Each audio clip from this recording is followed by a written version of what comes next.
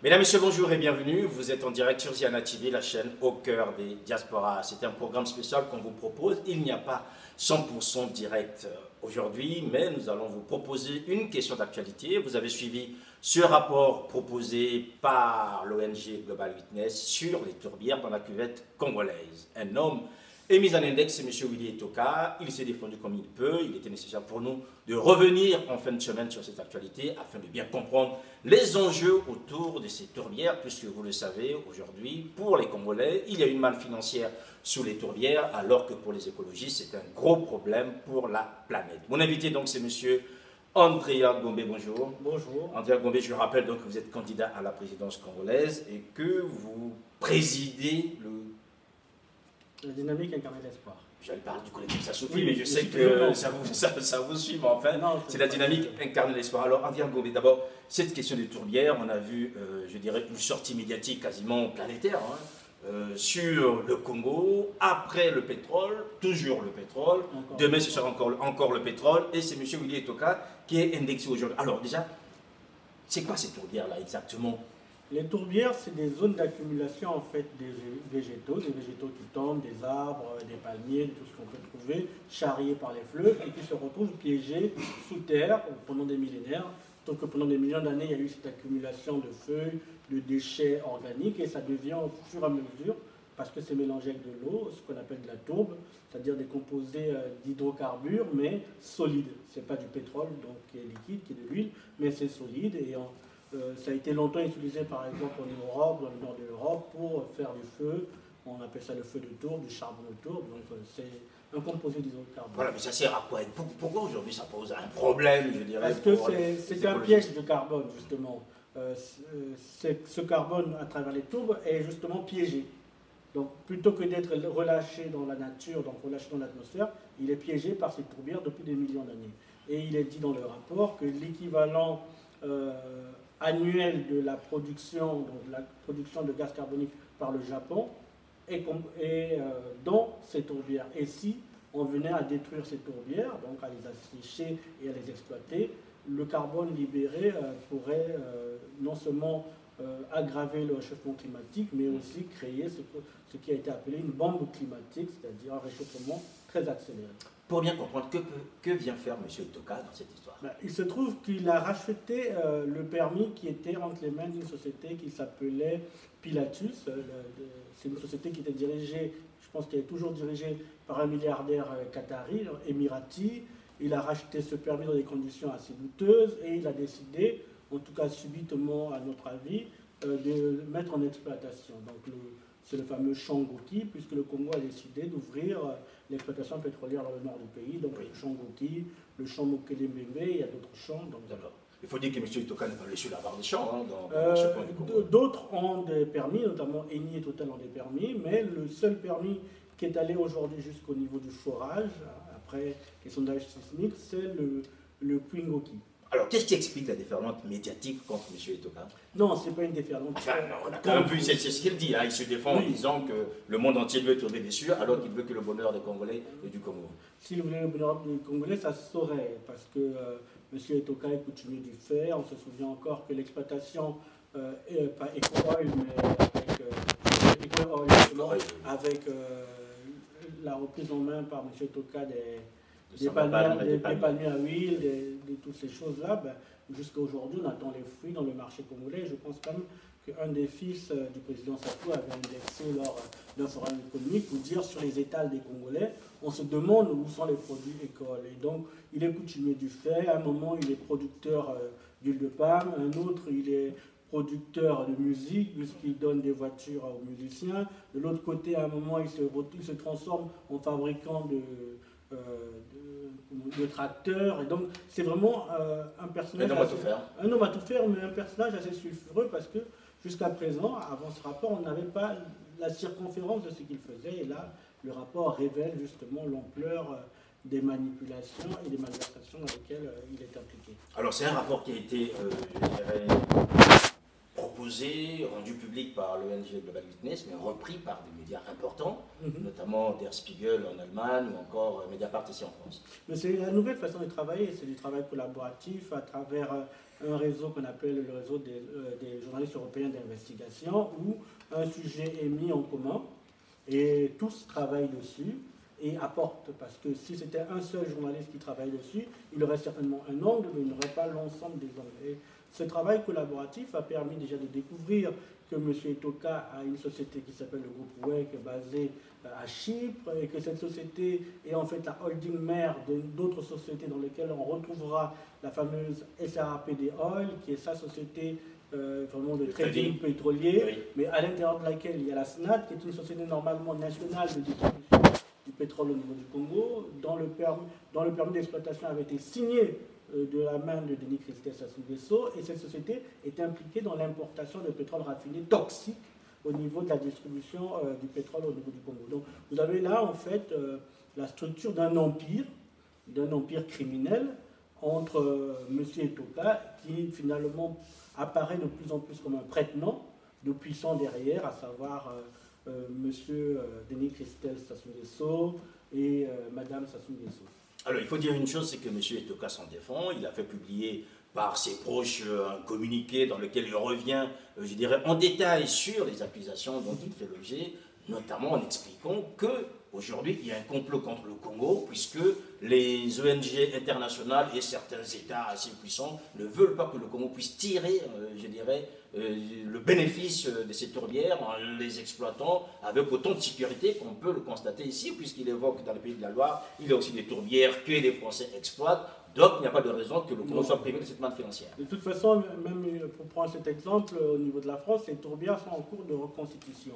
Parce qu'on s'est rendu compte que les terrains humides qui avaient été asséchés pour le compte de la France, donc à l'époque de la première révolution industrielle, avaient été une erreur qui entraîne des inondations, qui entraîne différents problèmes, des problèmes graves, et même, comme on dit, une déperdition de la faune qui finalement, les oiseaux qui viennent nicher dans ces zones ne viennent plus, et donc ça entraîne vraiment une cascade de pertes en biodiversité. Donc déjà, même pour prendre ce cas, l'Europe est en cours de reconstitution de ses effectifs. Or nous avons le bénéfice d'avoir un environnement intact jusqu'à présent. Oui. Pourquoi allions-nous déchirer, dégrader un environnement qui jusqu'à aujourd'hui est intact? Ah, il dit qu'il est à 3 km.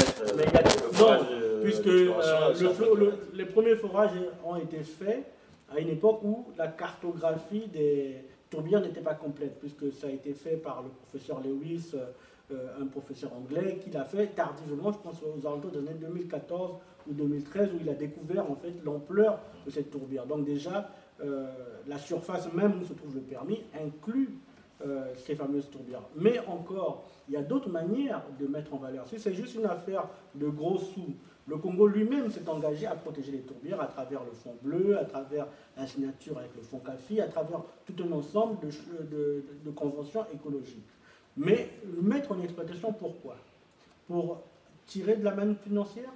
Donc, puisque le Congo produit du pétrole, cela n'a jamais profité à la population. Donc, c'est un faux argument. En revanche, dire qu'on veut exploiter, et nous l'avons vu dans le rapport, il est dit la concomitance de l'annonce du puits de Goki et la pression exercée sur la France et sur les partenaires bilatéraux internationaux du Congo pour donner de l'argent dans le sens de la protection était tellement concomitant que nous parlons aujourd'hui, en tout cas le Der Spiegel aussi le dit, d'arnaque écologique.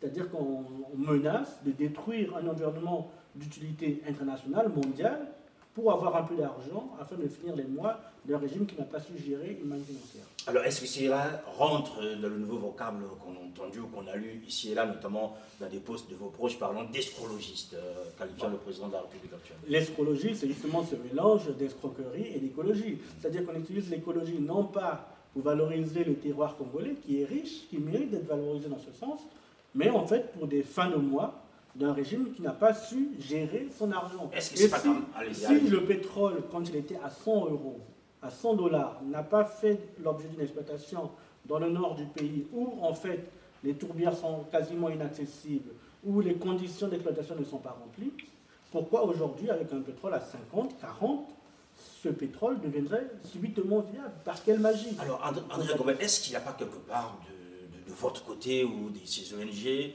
procès, je dirais, en sorcellerie par rapport à Denis Sassou Nguesso, puisqu'aujourd'hui, ses pairs au niveau africain lui reconnaissent quand même un combat, je dirais, assez, je dirais pas, peut-être pas propre, mais en fait, un combat assez important sur les questions écologiques. Il a quand même mis en place le Fonds bleu, il est aujourd'hui sur tous les terrains, notamment quand on parle d'écologie. Est-ce que quelque part, il n'y a pas aussi une mauvaise volonté de la part de certains, alors que lui, on le voit quand même bouger pour la planète? C'est pour ça que le terme d'astrologie revêt tout son sens. Nous avons, il y a à peine 1 an ou 2 ans, si je ne me trompe pas, un scandale qui a éclaté dans la cuvette ouest, avec la société Agile Congo, qui exploite de manière quasiment illégale des minerais en empoisonnant l'eau, en défrichant les champs, en retournant la terre, en abandonnant des terrains quasiment en friche, qui intoxiquent les populations. La ministre de l'écologie avait prévu faire une enquête. Nous attendons toujours les résultats. Nous avons toujours, jusqu'à aujourd'hui, une indemnisation des populations.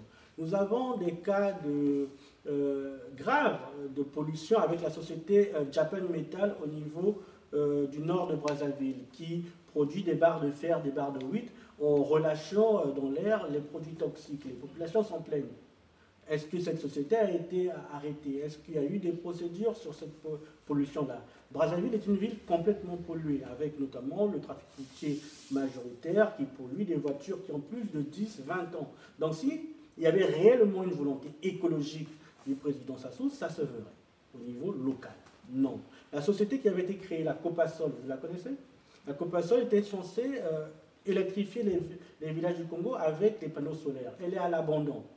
Le directeur de cette société est un quasi-mafieux français qui a son château proche de Vendôme ou de Châtellerault et qui finalement, quand on regarde bien, le directeur localement de cette société, qui est implanté à Oyo, est sous la botte de M. Denis Sassou Nguesso, où elle enquête sur la Copasol, sur cet argent qui avait été investi pour que le Congo puisse développer des énergies renouvelables. Donc vous avez là tout un ensemble de choses qui finalement nous confortent dans l'idée que l'écologie n'est qu'une nouvelle mamelle qu'a trouvé le système pour survivre à ces péripéties financières. Alors, on connaît votre activisme aujourd'hui au niveau international par rapport au Congo. Vous voulez toujours mettre le Congo, je dirais, dans le calendrier de la communauté internationale, mais on vous a vu aussi concomitamment, quand M. Sassou Nguesso est passé ici à Paris, vous étiez du côté d'Oslo. Pourquoi faire? Ben justement, je l'avais dit, je suis allé pour présenter aux autorités norvégiennes notre vision à nous du bassin du Congo et nos inquiétudes sur la signature du fonds CAFI avec la République du Congo sans y inclure des contraintes qui auraient pu avoir des effets, notamment des contraintes juridiques, des contraintes sanitaires pour permettre en sorte que, même si on signe avec le Congo un fonds sur le fonds bleu ou quoi que ce soit de protection de la nature, qu'il y ait des mesures de contrôle strictes, parce que nous avons déjà eu l'habitude et le malheur d'avoir des scandales sanitaires dans le pays dus à des contrats qui n'étaient pas respectés. Il faut juste expliquer aux hommes qui a permis d'avoir les 65 millions. Mais ils n'ont pas encore été complètement débloqués. Donc c'est un fonds de protection de la forêt de l'Afrique centrale, et donc RDC, Congo, Gabon majoritairement, pour protéger la forêt. Et en fait, une compensation, on ne coupe pas, et en contrepartie, on reçoit de l'argent pour préserver cette forêt. Revenons sur les tourbières, Andrea Gombe. Est-ce qu'aujourd'hui, il y a aussi, je dirais, puisqu'on sait que cette zone s'étend quand même aussi une bonne partie du côté... La plus grande partie est en RDC. Voilà. Est-ce qu'en RDC, on a en ce moment aussi des projets d'exploitation ou d'exploitation en cours? Il y avait eu un projet d'exploitation par une société chinoise, si je ne me trompe pas, qui s'appelle la Soko, et il avait été condamné par... différentes ONG, notamment je pense aussi Global Witness et Greenpeace, qui militaient pour ne pas qu'on exploite dans cette forêt. Mais au niveau RDC, la plus grande menace se situe dans le fait que l'abandon par l'État de cette grande partie du Grand Ouest jusqu'à Gadolité fait que les coupes d'arbres sont assez conséquentes, et donc c'est plus un problème de déforestation qu'un problème d'exploitation pétrolière pour l'instant côté RDC.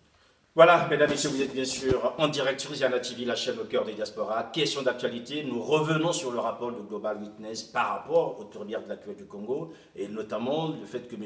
Etoka soit aujourd'hui indexé par les organisations non gouvernementales écologistes sur l'exploitation qui devrait être faite d'ici là de ces tourbières. Est-ce que vous pensez, André Ngombe, on va bientôt arriver à la fin, est-ce que vous pensez que M. Itoka va reculer ou bien le Congo est aujourd'hui dans son droit pour exploiter afin, je dirais, de remplir les caisses? Vous pensez qu'aujourd'hui les caisses sont vides? Non, les caisses ne sont pas vides, les caisses ont été vidées.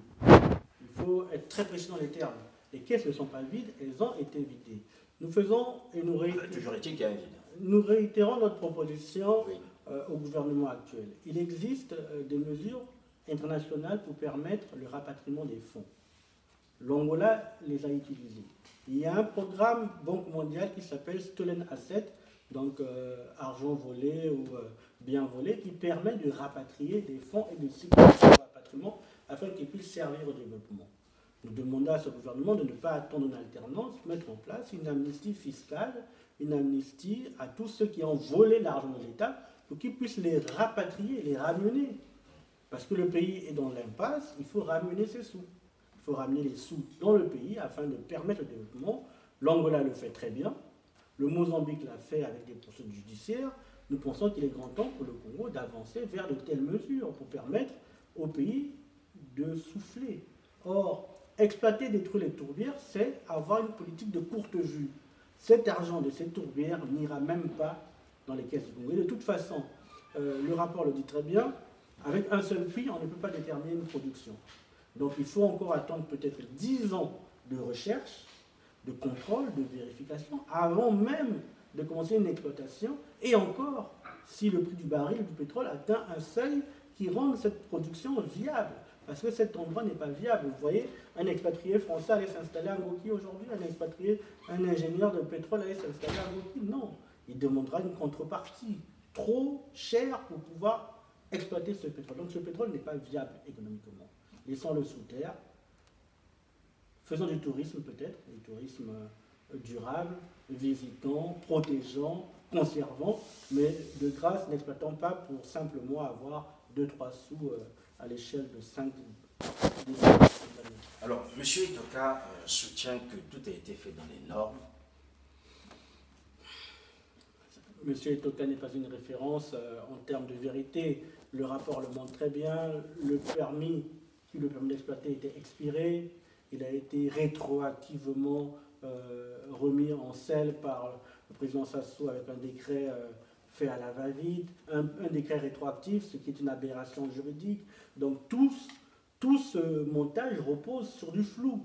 Donc quand M. Itoka vient se défendre en disant que tout a été fait dans les normes, ben, qu'il permette par exemple à l'équipe d'Al Jazeera qui était sur place d'aller filmer. Pourquoi on interdit à une équipe internationale de journalistes d'aller filmer la zone? Quel est le secret défense qu'il y a à avoir si tout est fait dans les normes? Or, les retours que nous avons des populations locales, des pêcheurs, des maraîchers qui sont là-bas, c'est que la zone est en train d'être polluée. C'est que les endroits où la terre a été retournée n'a pas été remis dans les normes. Les produits chimiques qu'on utilise, donc le mix qu'on utilise pour envoyer, casser la roche, pour faire remonter le fluide, n'ont pas été traités et sont rejetés directement dans la rivière à côté. Donc nous sommes déjà dans une pollution dans la zone. Sans compter le fait que M. Itoka est un mauvais payeur, les travailleurs ont fui, d'autres étaient tellement affamés que c'est le financier français qui est en partenariat avec lui qui a dû avancer les sous et aujourd'hui ils sont en procès. Donc vous avez là un agent qui est déjà lui-même dans une attitude mafieuse et criminelle. Voilà, question d'actualité, c'est terminé. André Ngombe, merci. Merci à vous. Voilà, merci à vous de nous avoir suivis. Merci à Sadio qui nous a assuré la réalisation. Merci à vous, toujours aussi nombreux. Portez-vous bien, nos programmes continuent, puisque d'ici 17h, vous aurez Brice Landry Déco avec un programme sur les cantines scolaires au Congo. Portez-vous bien, à très bientôt.